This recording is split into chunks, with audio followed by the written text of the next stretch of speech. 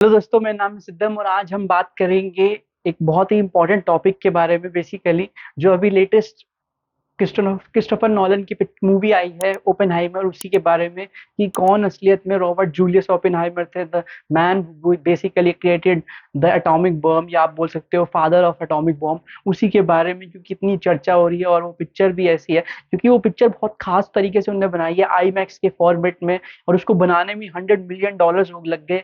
इतनी बड़ी कास्ट है, Cillian Murphy, Matt Damon, Emily Blunt जैसे बड़े बड़े हॉलीवुड के सेलिब्रिटीज हैं उसमें। और साथ ही में बोल रहे हैं कि ये जो मूवी है इसमें उन्होंने बहुत ही कम मिनिमल सीजीआई का यूज करा है, ऑलमोस्ट सारा कुछ असलियत है, बस जो बॉम्ब है वो तो सारा सीजीआई होगा। और साथ में उन्होंने ये भी बोला है कि जो इसमें बहुत ऐसी पहली मूवी बनी है जो मतलब एक कलर्ड भी है और साथ में बीच बीच में काफी लंबे लंबे सीन ब्लैक एंड व्हाइट में है। इसी के बारे में और बेसिकली जो इनका मेन कैरेक्टर है रॉबर्ट जूलियस ओपेनहाइमर, उसी के बारे में बात करेंगे। आपने मेरे चैनल को पहली बार आया है तो प्लीज वीडियो को जरूर एंड तक देखिए, लाइक और कमेंट भी करना, और साथ में सब्सक्राइब जरूर, और प्लीज बेल नोटिफिकेशन को दबा दें ताकि आपको सारे अगले मेरी वीडियो के नोटिफिकेशन मिलते रहे। अगर बात करें यूएस की, क्योंकि इतना स्पेशल कंट्री और जिसने सबसे पहले बॉम्ब बना लिया था वो इन्हीं की देन थी, क्योंकि इतने ब्रिलियंट साइंटिस्ट, एकदम क्रिएटिव आर्टिस्टिक साथ में, और ऐसे बहुत ही कम एबल होते हैं कि जो इतनी सी मतलब he invented the bomb in just 39 when he was 39 of years of age. तो वही बात करेंगे यार कि सबसे पहले ये आए थे अपना इनके मदर एंड फादर आए थे क्योंकि जूस थे, बहुत ही ज्यादा जुल्म हो रहे थे जर्मनी हिटलर के टाइम पे, तो ये इमिग्रेट करके यहाँ से यूएस में आए थे बेसिकली जॉब ढूंढने के लिए कि काम करेंगे हम। और इन्होंने एक मिल टेक्सटाइल्स में काम करना शुरू करा इनके रॉबर्ट और बेला ओपेनहाइमर ने। और ये बहुत ही बाद में ये बहुत ही ज्यादा रिच हो गए, टेक्सटाइल्स और वेल्दी बिजनेसमैन हो गए। और वहीं पे रॉबर्ट जूलियस ओपेनहाइमर का जन्म होता है बेसिकली। और इनका नाम मतलब ये अपने फादर का नाम यूज करते थे, रॉबर्ट जूलियस ओपेनहाइमर। और इसलिए बोल रहे हैं कि ये इतना स्पेशल क्योंकि 12 अप्रैल 1904 को इनका बॉर्न हुआ है। और ये जो शुरुआत से, क्योंकि एक तो इनका एक जो स्टेटस था वो बहुत खास था कि बहुत ही रिच फैमिली थी, साथ में बड़े बड़े स्कूलों में जाना, कॉलेजेस में जाना। और इसलिए बोलते हैं कि ये हमेशा से शुरुआत से पढ़ने में बहुत ज्यादा दिलचस्पी रखते थे, इतनी सारी बुक्स हमेशा इन्हीं के साथ रहती थी। और साथ में ये बहुत ही ज्यादा अकेले रहते थे क्योंकि इनके इतने ज्यादा कोई दोस्त नहीं थे। और ये एक बार जर्मनी गए थे अपने ग्रैंडफादर से मिलने, तो उन्होंने वहां पे इनको रॉक्स दिखाई, मिनरल्स दिखाया, अलग अलग मिट्टी, तो इनको इतना ज्यादा उससे लगाव हो गया कि 11 साल में इन्होंने मिनरोलॉजी क्लब ज्वाइन कर लिया था यूएस में वापस आके, और 12 साल की उम्र में ही पहला अपना रिसर्च पेपर पब्लिश कर दिया था। और जैसे ही उन्होंने हुआ 16 साल की उम्र में इनको हार्वर्ड में एडमिशन मिल गया था। साथ ही में क्योंकि उस टाइम पे क्या होता था हार्वर्ड में रूल्स की, आपको साइंस अगर लेनी है तो उसके साथ आपको और भी सब्जेक्ट लेने पड़ेंगे, तो इन्होंने साइंस भी पकड़ी, फिजिक्स, केमिस्ट्री, साथ में आर्ट, हिस्ट्री, फिलोसफी, इनका इनमें बहुत ज्यादा ध्यान चला गया था। और वो भी कंप्लीट करा। उसके बाद इनका पीएचडी करने जा रहे थे वहां पे लंदन में कैम्ब्रिज यूनिवर्सिटी से। और उसके बाद भी ये रुके नहीं, मतलब इन्होंने वहां पे जे थॉमसन के पास अपील करी कि मुझे आपके नीचे काम करना है, और उनकी कैम्ब्रिज लैब में, क्योंकि उस टाइम पे बहुत ही रिस्पेक्टेड और रेप्यूटेड लैब थी केमिस्ट्री, फिजिक्स और इन सब एक्सपेरिमेंट्स करने के लिए, लेकिन वो रिजेक्ट हो गया। तो इनके एक प्रोफेसर ब्रिजमैन थे, उन्होंने रिकमेंडेशन लेटर लिखा कि चलो वहां पे जे थॉमसन पे रिजेक्ट हो गया तो हम अर्नेस्ट रदरफोर्ड में ये इन्होंने काम करा। और इसलिए बोलते हैं कि इतना स्पेशल उनके नीचे जब काम करा लैब में, तो ये उसके बाद से इनकी थोड़ी सी हालत बड़ी खराब हो गई थी कि बहुत ज्यादा एक्सट्रीम प्रेशर में आ गए थे। वर्क लाइफ बैलेंस बिल्कुल भी था, साथ में पढ़ना भी था क्योंकि अपनी स्टडीज पूरी करनी थी।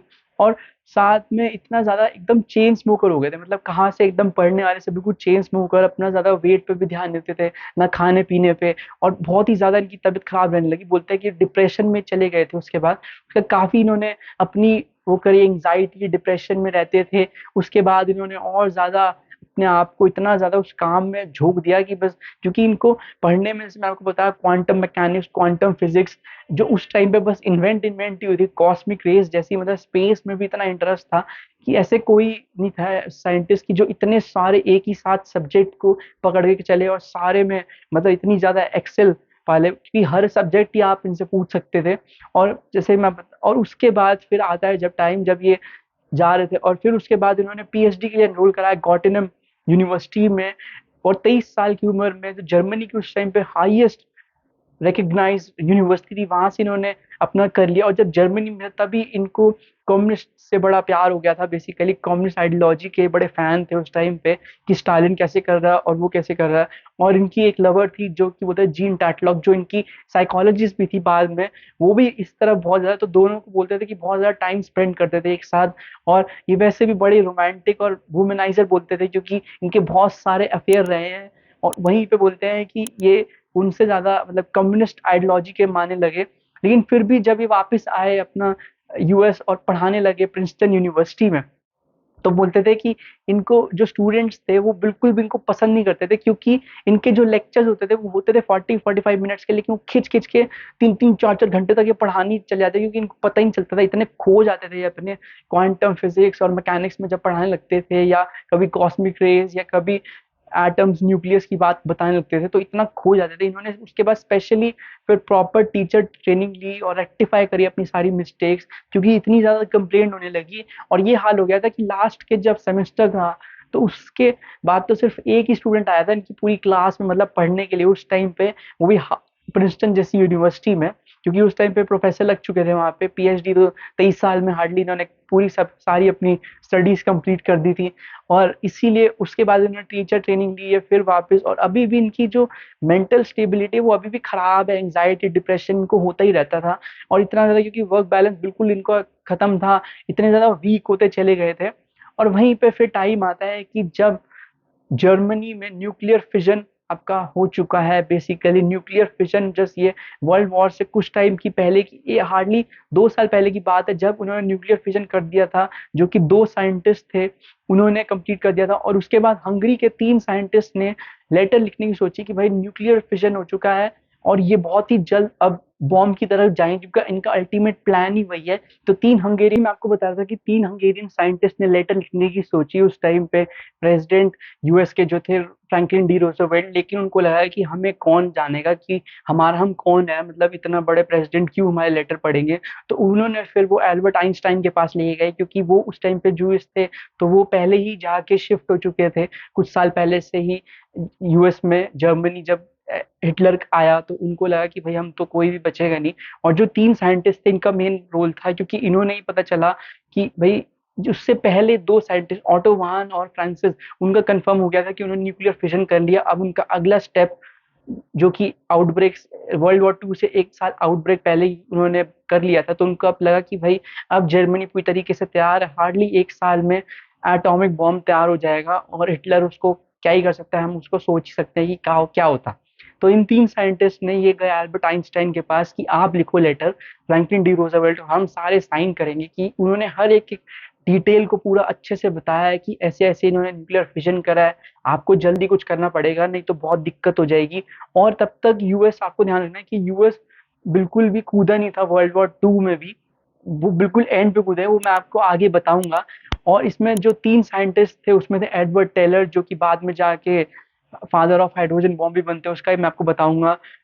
लियो स्कॉल्स और यूजीन वर्गो, उसका इन तीनों ने लिखा है एल्बर्ट आइंस्टाइन के साथ। और भी जो साइंटिस्ट थे जो गॉटनिम यूनिवर्सिटी जब ओपेनहाइमर पढ़ने गए, अपने लास्ट पीएचडी कंप्लीट करने गए थे, तभी वहां पे फ्रांसिस हाइनबर्ग और हाइसन वैनबर्ग, उन्होंने भी लिखा। इन सब सारे ऑलमोस्ट टोटल 24 साइंटिस्ट का लेटर गया फ्रैंकलिन डी रोosevelt के पास, और उन्होंने बोला कि नहीं ये बहुत सीरियस है। उन्होंने उस टाइम के लेफ्टिनेंट जनरल लेस्ली ग्रूव्स को बुलाया कि आप एक प्रोजेक्ट बनाओ और मुझे कंप्लीट चाहिए। और ये प्रोजेक्ट इतना सीक्रेटिव था कि वाइस प्रेसिडेंट तक को नहीं पता था, बड़े बड़े ऑफिसर्स किसी को नहीं पता था कि ये वहाँ पे हो रहा है। तो उन्होंने मैनहट्टन प्रोजेक्ट नाम रखा, न्यू मैक्सिको इसकी सिचुएशन, इसकी जगह रखी गई। वहां पे भी लॉस आलमोस, क्योंकि जो ओपनहाइमर थे वो उस टाइम पे बचपन में वहां पे खेलने जाते थे, और उन्हें पता था कि ये बिल्कुल सही जगह है, यहाँ पे किसी को पता भी नहीं चलेगा, इतनी बंजर जमीन और बिल्कुल वास्ट ग्रासलैंड जैसे होता है, बिल्कुल वैसे ही है कि ऊपर नीचे सारे पहाड़, बिल्कुल बैरन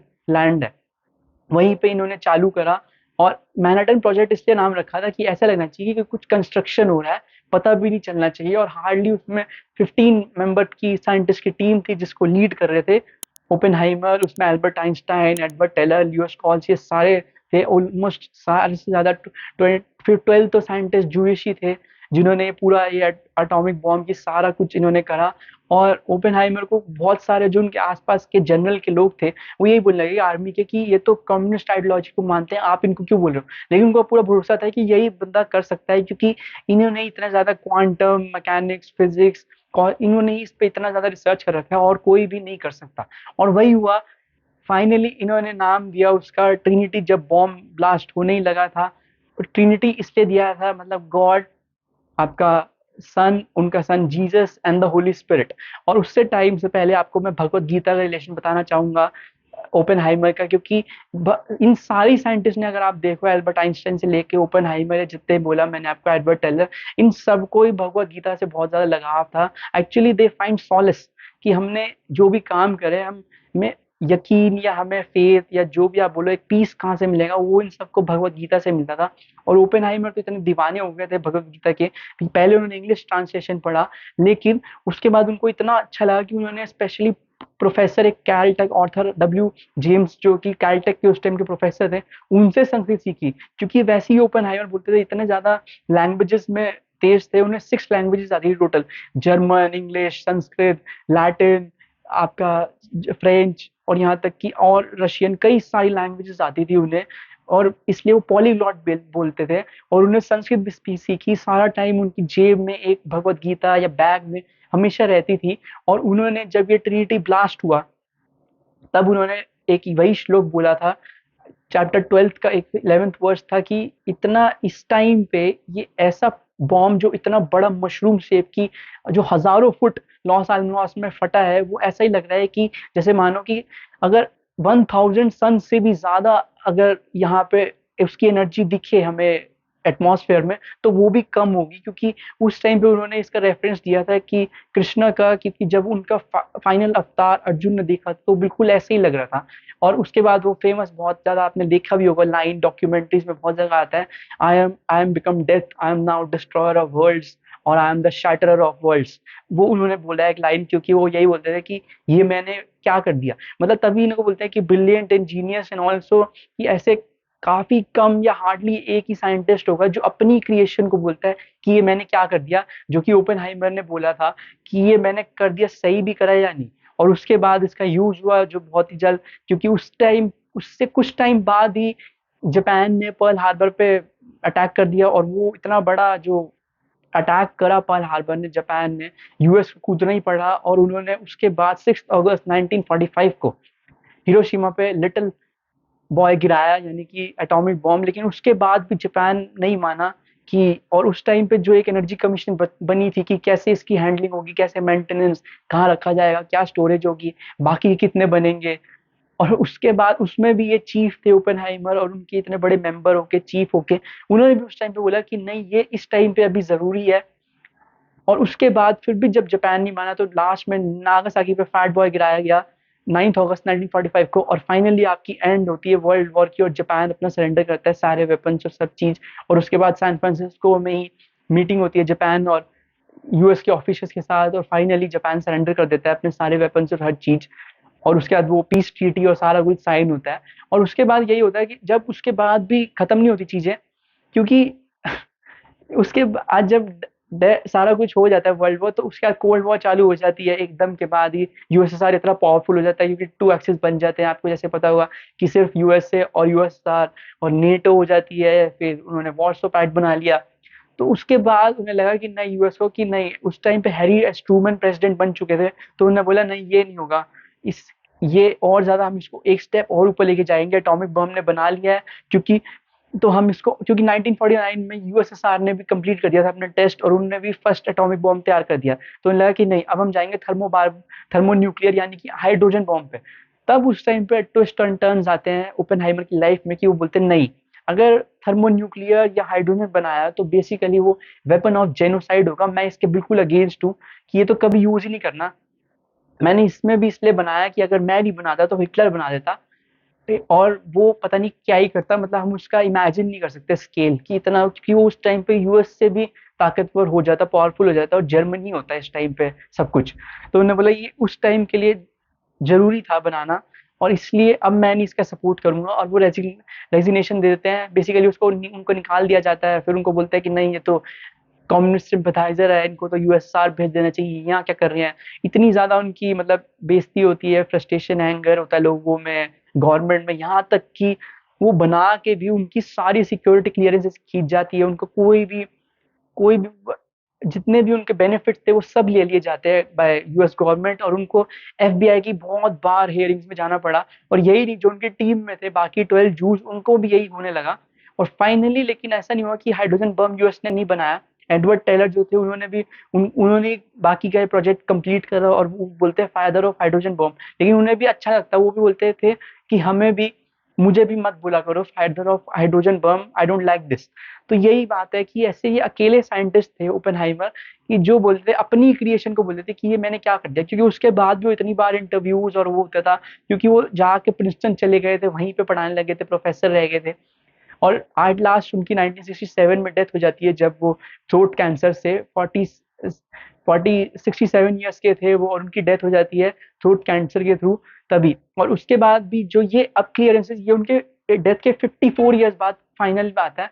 मतलब लास्ट ईयर ही 2022 में दिस बाइडेन जो गवर्नमेंट है, उन्होंने कंफर्म कर दिया कि नहीं, ये ऐसा कोई भी नहीं था, वो सिंपैथाइजर नहीं थे, वो कुछ भी लीक नहीं कर रहे थे, उनका बेसिकली सही था जो भी था ओपिनियन उस टाइम पे। और हम अब जाके उनके रिस्टोर करे गए, अब उनके सारे स्टेटस, फैमिली मेंबर्स, और जहाँ तक कि उनकी जो भी रेपुटेशन जो खराब हो गई थी उस टाइम पे, वो अब जाके रिस्टोर हुई है।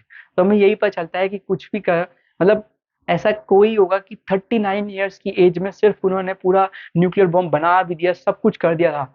और अकेले ऐसे साइंटिस्ट है, क्योंकि बाकी साइंटिस्ट भी ऐसी है, लेकिन वो कभी भी अपनी क्रिएशन को नहीं ठुकराते। यहाँ तक कि आइंस्टाइन भी यही बोलते थे कि नहीं, जरूरी है, उस टाइम पे जरूरी था। और वो बाद में पूरे टाइम उन्होंने यही बोला कि नहीं, जरूरी था, क्योंकि बैलेंस ऑफ पावर ऐसे ही मेंटेन होता है। क्योंकि अगर सारी पावरफुल हो जाएगी तो बैलेंस हो जाएगा, इसीलिए बाकी कंट्रीज ने भी करा ताकि बैलेंस हो जाए। लेकिन ये सिर्फ अकेले ऐसे साइंटिस्ट थे जिन्होंने पूरी तरीके से मतलब वो कर दिया कि नहीं, ये तो बनना ही नहीं, आगे तो मैं बनाऊंगा ही नहीं, चाहे कुछ मर्जी हो जाए। तो यही थी पूरी इनकी कहानी। आपको कैसी लगी? कोई भी सजेशन हो वो कमेंट में जरूर देखना, लाइक देना, and also subscribe to my channel. Thank you.